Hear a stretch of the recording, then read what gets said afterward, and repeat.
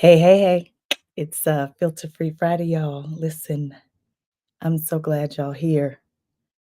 We're gonna do our best to get through Filter Free Friday today. Um, yeah. So interestingly enough, I have been sued multiple times. And one time I was sued by the same person twice, but for 27 different things. And when we went to court, there was um, the person had filed an injunction against me, and we were going to court to determine if the judge was going to um, place an injunction on me, and if so, then that would have meant that I wouldn't have been able to operate my business. And here's why this is important related to last night's debates. I used to not give much thought to people who were strangers to the truth, but in this court case, there were so many items that just were wholly untrue. Um, as an example, there's a gentleman, his name is John G. Miller. He wrote a book called The Question Behind the Question. I've referenced his book in at least one of mine. And this person said that I stole the concept from them, knowing that they had actually almost ended up in a lawsuit with John G. Miller themselves because he threatened to sue them if they did not give him credit for saying his work or citing his work. They had said that I had started a competing business against theirs while working. And if you don't know, unless you have a non compete clause, you are fully able to start a competing business here in the United States. But the thing was, I had not started a competing business. I was only working at one place. I was doing some coaching, some executive coaching, but I was doing executive coaching before I'd ever even gotten this job. And I remember vividly feeling like it is much easier to help somebody know something you did do than it is to help somebody to understand something you didn't do. Like, how do you prove you didn't do something?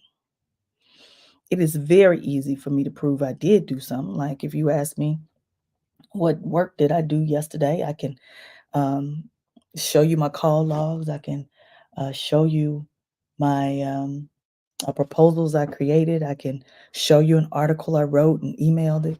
But if I didn't do it, and somebody else is saying I did, and they are presenting physical evidence to say I did, how do I negate that? Like, how do I don't know how to do that. And so one of the things that was most interesting was that they were saying that the body of work in like 19 or 2009, I had met George Fraser, the Making Your Network guy. And that's when I wanted to write a book. I didn't write a book until 2016, but I wanted to write a book in 2009. And so I was asking George Fraser about it. And he said, listen, Nicole, if you want to write a book, you think about what your topic is, and then I want you to collect articles and data and just put it in a file. Like, that's your first assignment. Don't write anything. And I thought that was masterful advice. I wanted to write a book about all the things that I thought diversity, equity, and inclusion practitioners got wrong. A chief of which I'm going to use this time to get this in. When people talk about diversity and inclusion and they make it equal, the same as racial equity, I think that's a problem because all US citizens have an opinion about race. That does not mean they have an informed opinion about race.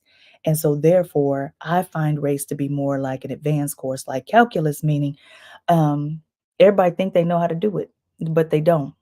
Everybody thinks it's not important, but it is. And so I had this idea that what if you taught people about things like oppression, discrimination, bias, gaslighting, without them thinking about their racial identity. Like, take race out of the equation altogether and then teach people these concepts. And then Once they understand the concepts, then you can transfer that knowledge to race. And so here's I started thinking about that in 2009, playing around with it, looking at exercises that I thought people did that invoked shame or guilt because ashamed adults are not learning adults. And so by 2016, the book that I wrote, I had been collecting that information since 2007. So we in court, we in Nebraska, and this person is white and rich and saying, "Nah, she stole that work from me. I paid for it." And you know what they had done? I had allowed them to convince me to use my work to make money off of it. I was a salaried employee, I was not a contractor, but I was letting them use my content to sell to other clients. I would go teach it, and so they submitted my PowerPoint deck, the one I created to teach the class for my content that is currently di- uh, documented in the book Lively Paradox, submitted that to the US Trademark and Copyright Office and said that it was theirs. You know what saved me? I, in 2015, had started pulling together the work that Dr. George Fraser told me to collect over all those years. And when I was getting ready to allow her to use my PowerPoint, my friend Jane, um, an amazing creative here in Kansas City, said, "Don't you dare give them your work without getting it trademarked. I'm sorry, copywritten." And so I submitted it to the Copyright Office. So my copyright trumped hers in court. She was convincing and she was compelling and she was confident and she came in late, hair wet, not really concerned, high powered lawyers. And I'm sitting there thinking, how do I go up against this in Nebraska? My son was my intern that year. He's got on his blue suit. Blue represents loyalty. I've also got on blue, and it's just the two of us. I had a massive fro at the top at the time, but I had on my pearls and my white shirt and my pumps because I had worked at Hallmark Cards for a sizable amount of time, and I knew that color makes people think certain things. I knew that if I was going to be um, outworked on in terms of wealth, if I was going to be outworked in terms of bias people have around race, if I was going to be outworked in terms of bias people have about region, where I'm not going to be outworked is how I dress, how I talk, the data I have, the facts that I can present. So I get on the stand. I answer the questions that are asked of me. I do exactly what the judge tells me to do. Anyway, long story short, I end up winning that case, but I was shocked because I thought people were going to be moved by the appearance of confidence and make the assumption that people who are wealthy do not lie. Takes me to the debates last night. I've been working in the field of diversity and inclusion for 20 years in some capacity, either leading an employee resource group or working inside a sizable corporation on committees or in the last 8 years, helping people create their DEI plans. Why do I do that? Because you cannot be a good leader if you don't understand that everyone has a great level of uniqueness on their teams. And you've got to be able to figure out how to motivate and make those people feel like they belong so they can perform at the highest level. That's it. It's that simple. And interestingly enough, one of the things that bothered me the most about last night was that one of the candidates, no matter what, it was predictable. So my blood pressure did not go up. No matter what question he was asked, he was a stranger to the truth. He shared that he did not know or did not encourage people to protest in the way that they did for January 6th, when to the person they said President Donald John Trump told them to go to the Capitol Mall and behave in the ways that they did. The people had gallows. And you know what's interesting? I think that most US citizens would give him the benefit of the doubt if he just said, I had no idea those people were going to behave that way. Otherwise, I would have said something differently. Zero accountability. E. Jean Carroll was given like close to $5 million because a judge determined that former President Donald John Trump raped her. And then he was told not to keep disparaging this woman's name, and he kept doing it. So then he had to give her $83 million. He did not stop. And now this woman is getting almost $400 million because he was found to have raped her. It was not a criminal case, so I can't say that he was found guilty of raping her, but certainly culpable of raping her based on what happened in civil court. It's interesting that, I might miss all kinds of details. Um, Even as an engineer, people are usually surprised to know that I'm not incredibly detail oriented. I might, regularly my friends are like, girl, that thing has a misspelling. I got to fix it. But let me tell you what God knows. If I am responsible, as I am in some cases for my board seats, for your budget, I'm going to look at it. And if I miss something, that's why I'm going to require that there's an auditor that checks it every year, because I hear the food in jail is quite awful. And I know if there's one thing my mama used to say, I ain't got to do nothing but stay black and die and pay the IRS. So if you've got 34 felony counts, you can call it whatever you want to call it. Say it should be a misdemeanor, say it didn't commit any felonies, but he did. I cannot walk away from this idea. It's dog whistling to say that there are migrant workers taking our black jobs. You know, we were having a field day talking about what are black jobs, what are black jobs, what are black jobs. I can tell you what he meant every time he referenced the blacks. And listen, I know y'all don't want to talk about race. I just said most folk don't know nothing about how our racial constructs are created here in the United States. Much of what I've learned has certainly been in my 40s. Doesn't matter what society it is. When you try to get the people who are marginalized to attack each other, it's a white supremacist construct. It is dangerous. It is dog whistling, and it can consistently be used as a ploy to get whoever is in the majority racial group to do what you want. Hitler used that strategy, and he learned it from us here in the United States. Every time he mentioned Black people, he talked about us as criminals. Either we had been in prison. He talked of us as poor. As an example, when we're talking about childcare and how we need to make childcare less expensive, you tell me why that's the blacks issue. Does not everybody have children? And does not everyone who has children need to figure out a way to make sure that the cost of childcare is not going to bankrupt them? The way he nods his head up and down when he says that he has given tax breaks to the wealthiest. I was talking to a group of interns this week and I shared with them, how many seconds do you have to live 1,000,000 seconds? That I give you $1 for every second you live. How long do you have to live before you get to 1,000,000? The answer is 11 days or so. And then I asked, how many seconds, if I were giving you $1 every second, how many years would you have to live in order to get to $1 billion? They had to think about it, think about it, think about it. It's close to 32 years.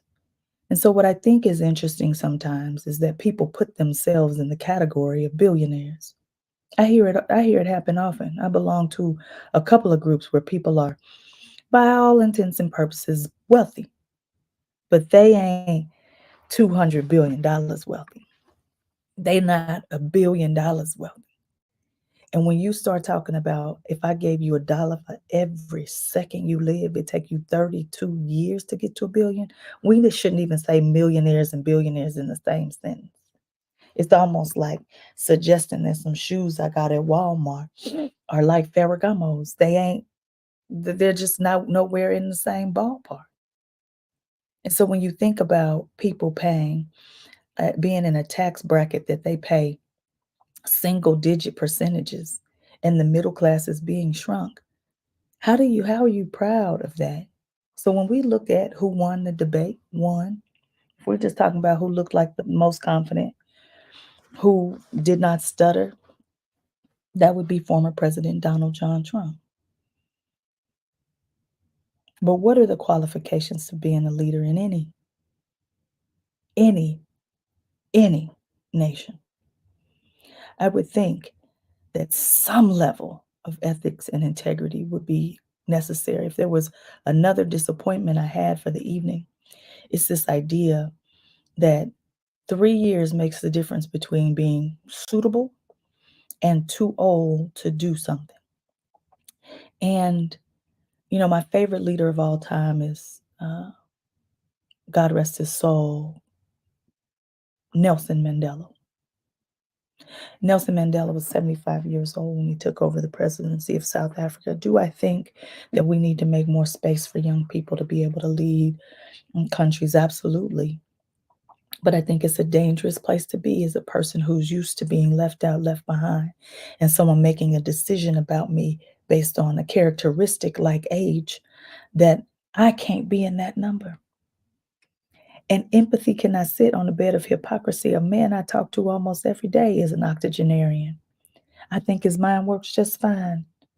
And yet and still I will say, oh, you can't be 80 and be the president of the United States. And here's what's interesting. I would argue that for every president, except for former President Donald John Trump, there was some aging that happened when you first get in that office because of the amount of work that's being done. I know we have all heard folks say, you know what?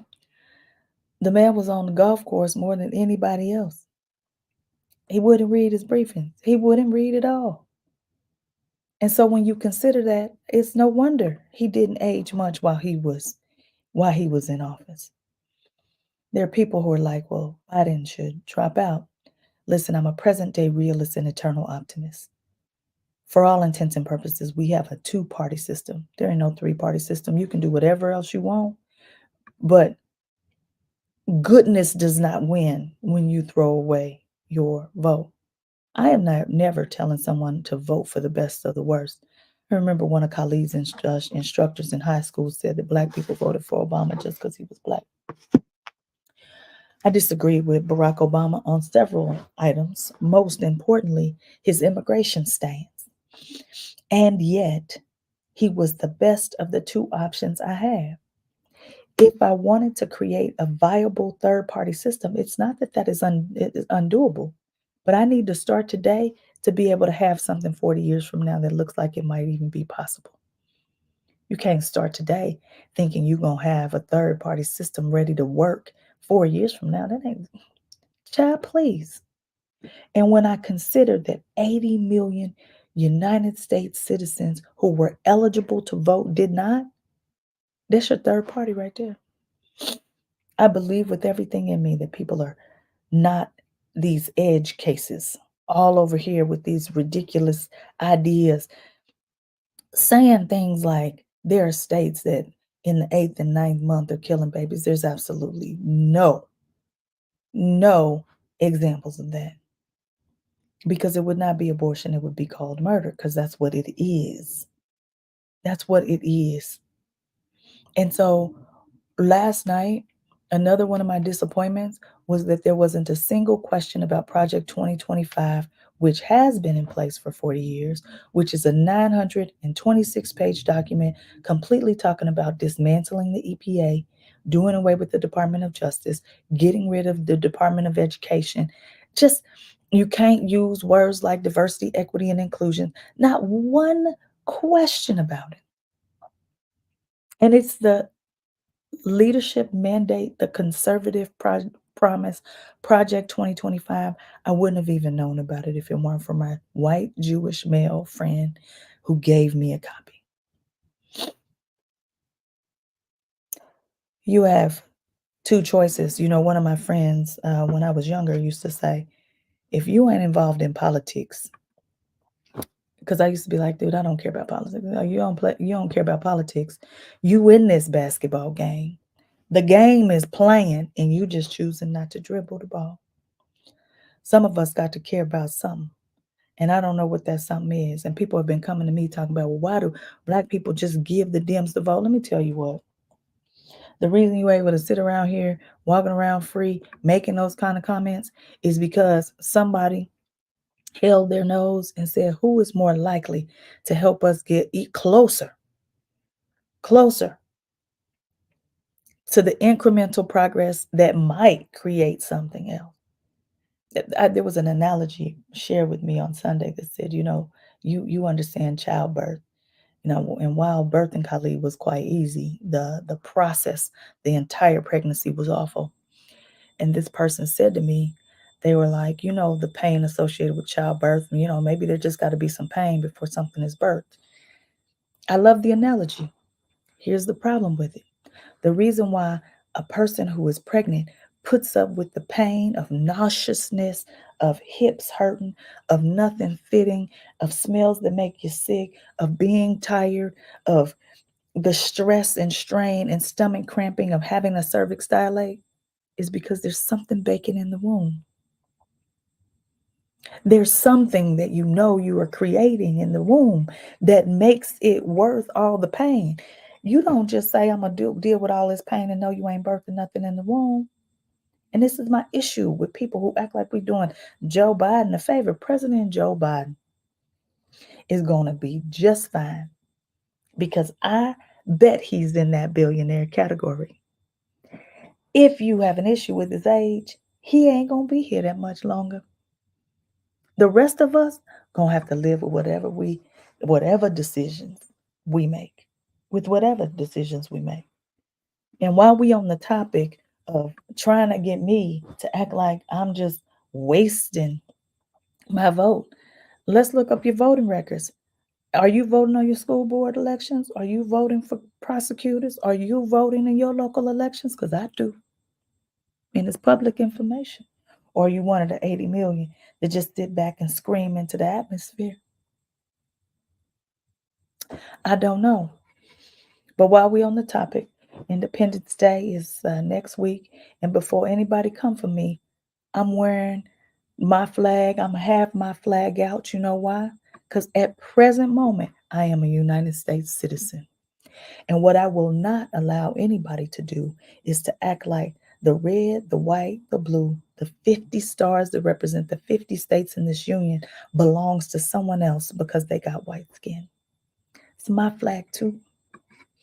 And this country needs to be forced to live up to the promise that she made in the Declaration of Independence.